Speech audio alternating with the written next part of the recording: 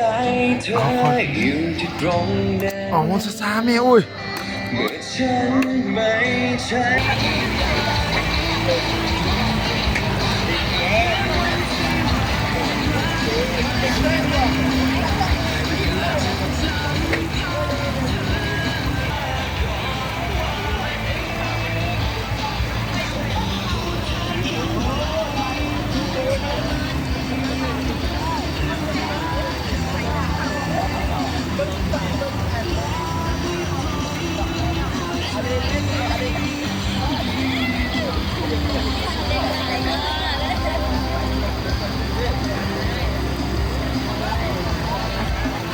ก็หนาม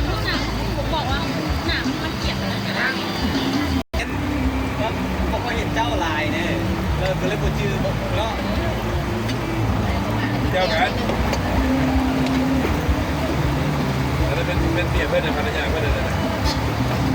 ภรรยาผู้เป็นเมียเนาะ อายุไม่ เกือบ2 ปี สองคนเป็นหน้าเด็กสองเนาะสองสี่โอ้เมื่อคืนนี้ก็เมาเลยเจ้าเป็นนางลำเลยเด็ก3 คนคือเด็กก็แค่แต่3 คนพยานบังเอิญเนาะ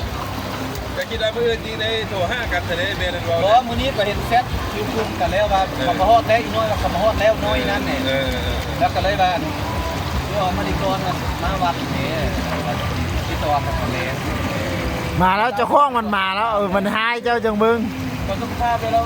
ที่พ่อเราสีข้าวแล้วก็เอาข้าวไปขายข้าวแล้วก็ออกมานี่พอดีมาว่าประตูกุ้งกันเนาะ ไอ้เนี่ยน้องขอเอาอีมือข้างนอกเลย เอาไปเนี่ยจะลาวด้วย คอยพิจารณา เอาลาวดูขึ้นก่อน ยังไม่ใหญ่ดีไอ้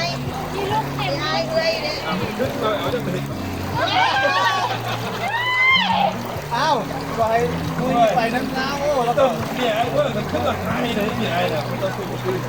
ลาวที่เราเจ้าครับกินมาแล้วน้อยไม่เจอน้ำเงิน เอาไปที่สัญญาณภาคนะสัญญาณภาคไม่ก็ดูไปทอดดีนะเขาบอกเอง เราดูเราข้ามข้อนี้นี่เบียร์เนี่ยผมไม่บอกธนาคารมาก็ได้มาได้